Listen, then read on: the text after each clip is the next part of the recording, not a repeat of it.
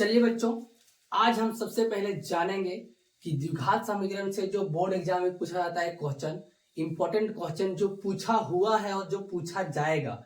5 number जो आता है, जो पहले 6 आता था, अब 5 नंबर का पूछा जाता है।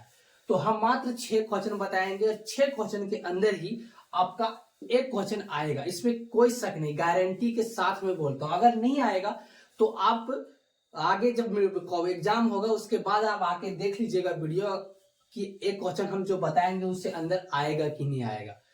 बस आप लोगों को करना क्या है कि जो भी वीडियो बनेगा 10 मिनट 15 मिनट का, वो पूरा वीडियो देखें, जिससे आप लोगों को समझ में आ जाएगा कौन कौन क्वेश्चन आएगा।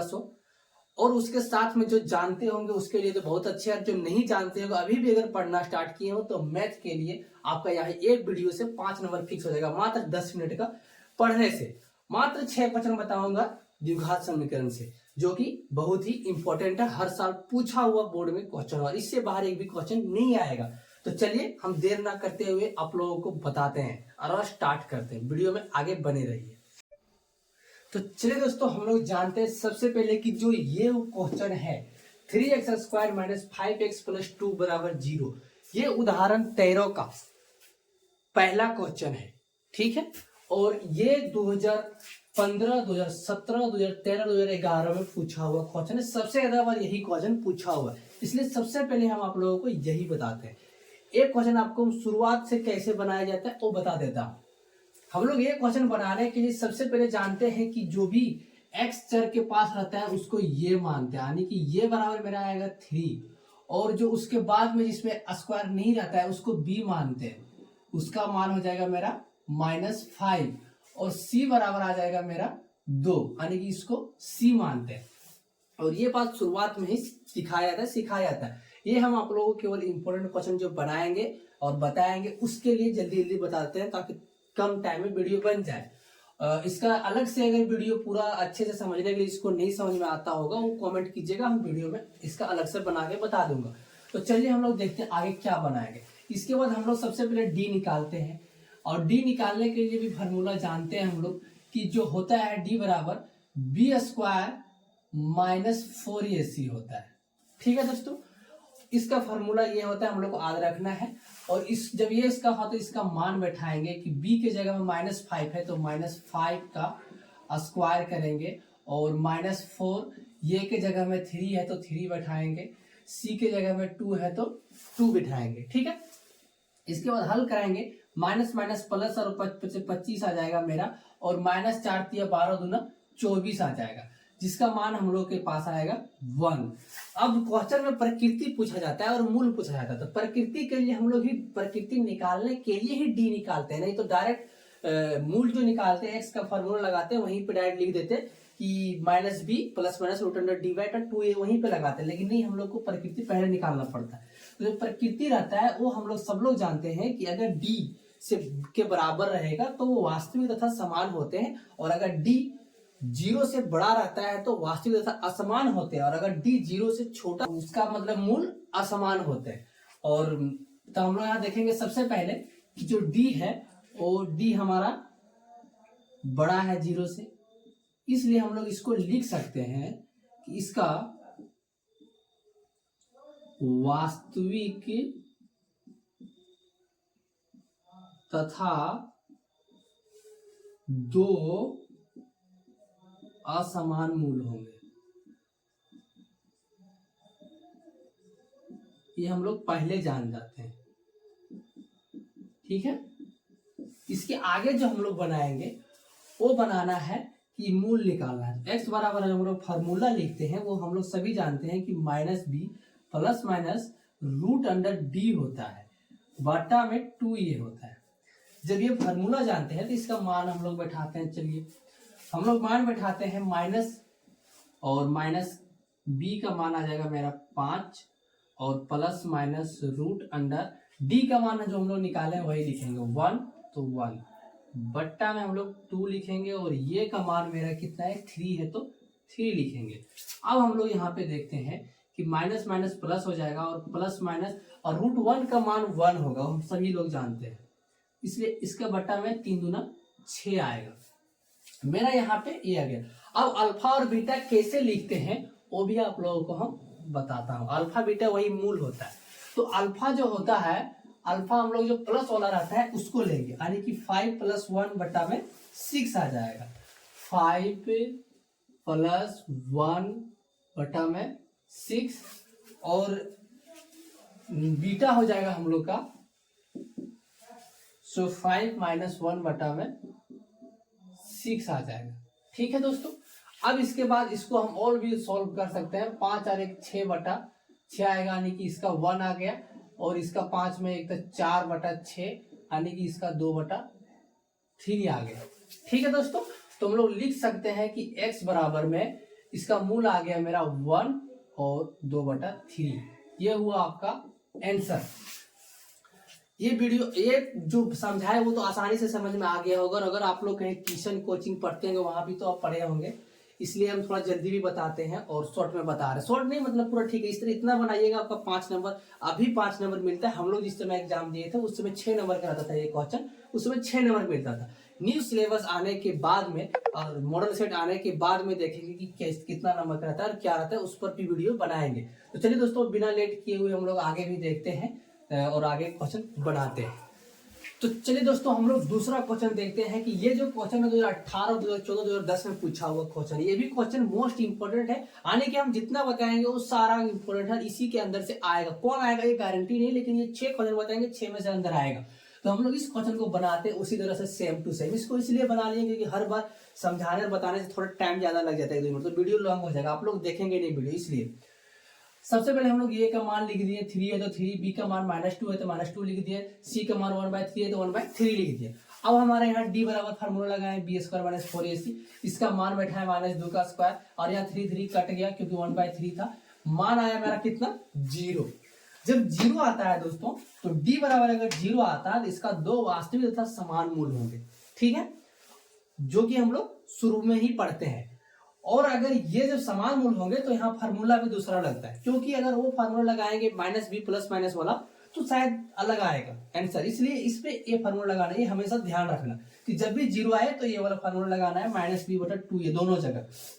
जब हम ये फार्मूला लगाए तो मेरा आया -b का जगह में बैठा है -2, तो -2 2 × 3 2a के मतलब दोनों जगह सेम, तो 2/6 आया, 2/6 आया। इसको जब काटेंगे तो 1/3 1/3 आएगा। जो देखिए यहाँ पे हम लोग लिखे थे कि 2 वास्तविक तथा समान मूल होंगे, वही वास्तविक भी है और समान है, जिससे 1/3 1/3 इसका आंसर यही हो जाएगा। तो आप लोग इस क्वेश्चन को भी रिवीजन कर ले।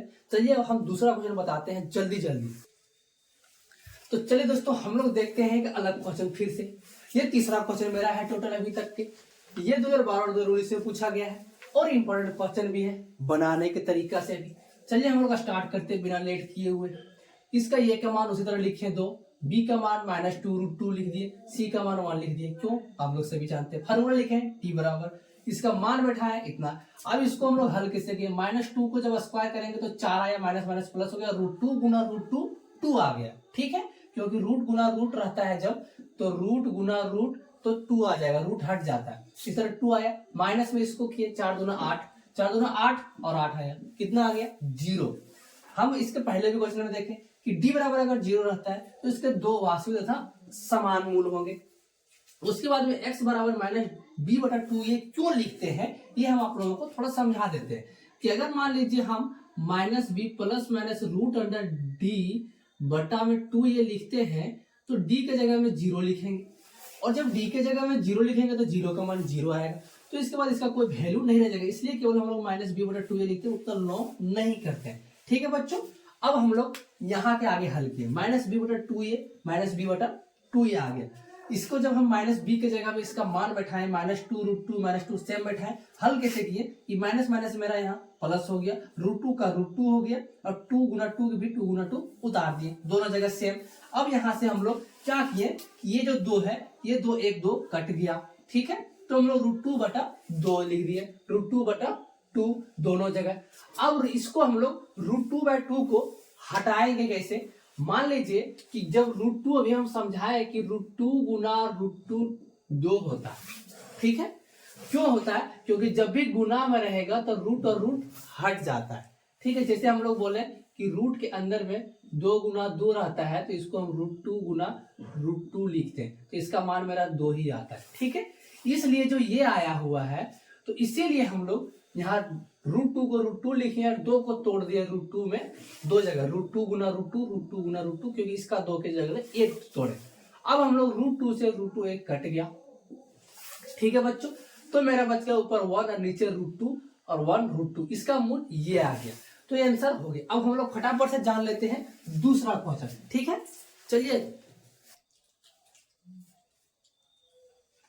चलिए दोस्तों, हम लोग आज जानते हैं कि जो ये क्वेश्चन है ये 4.3 का तीसरा क्वेश्चन है, और इसके पहले जो बताए थे उदाहरण 13 का दूसरा शायद था, ये उदाहरण 13 का ही था, और इसके बाद में 2016 में पूछा गया क्वेश्चन है, ठीक है दोस्तों। और ये हम लोग का चौथा नंबर क्वेश्चन। चलिए इसको भी बनाते हैं बहुत ही आसान तरीका से, ठीक है। बस आप लोग वीडियो में बने रहे, बस 2 क्वेश्चन बाकी है, आप लोग के लिए 5 नंबर फिक्स हो जाएगा।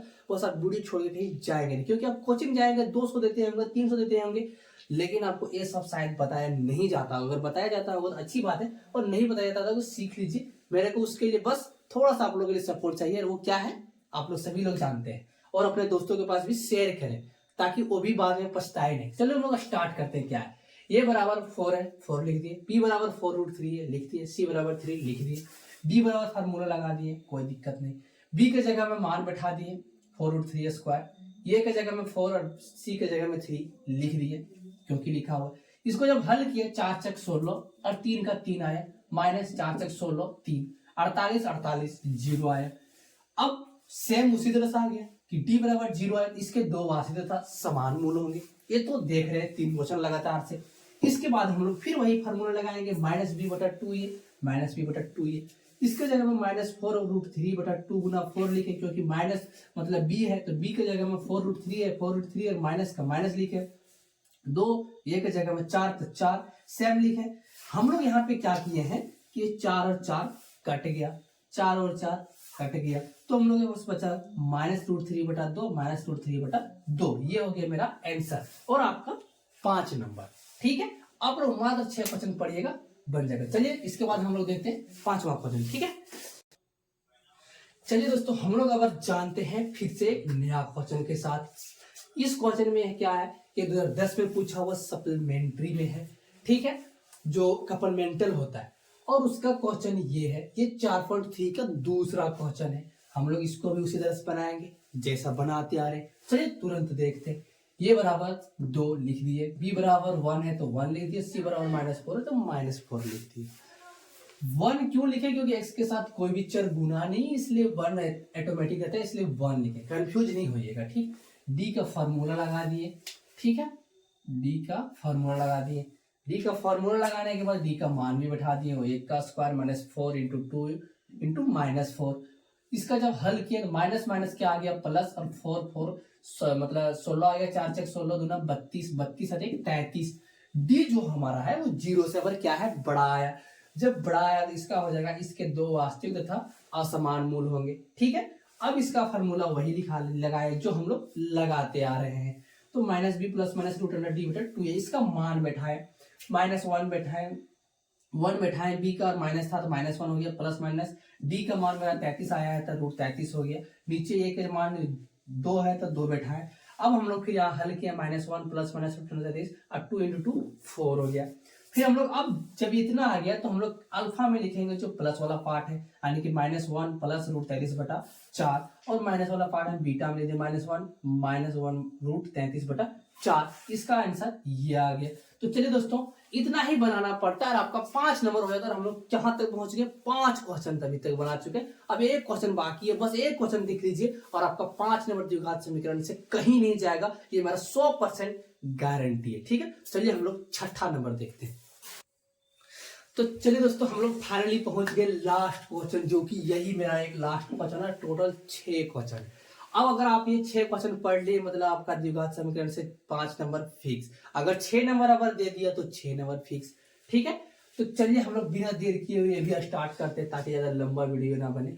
तो हम लोग बनाना शुरू किए। ए बराबर 2 है तो 2 लिखिए, -6 है तो -6 लिखे, सी बराबर 3 है तो 3 लिख दिए। ये क्वेश्चन हम लोग बता देते हैं आप लोगों को, 2020 और 2009 में पूछा हुआ क्वेश्चन है, ठीक है दोस्तों। और इसके आगे हम लोग बनाएंगे डी बराबर, फिर फार्मूला लगाए जो लगाते हैं, b² - 4ac, ये फार्मूला याद कर लेना।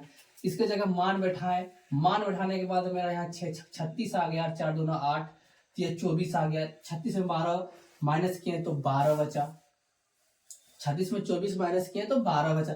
जो 12 मेरा आया वो देखिए 0 से बड़ा है, यानी कि 0 से बड़ा है, इसके भी दो वास्तविक तथा असमान मूल होंगे। फिर हम लोग यहाँ मूल का फॉर्मूला लगाए, minus P plus minus root under D बटा 2 है, इसका मान बैठाए -6 और रूट अंडर मतलब 12 आया, डी का तो डी लिख दिए, ए की जगह में 2 लिख दिए।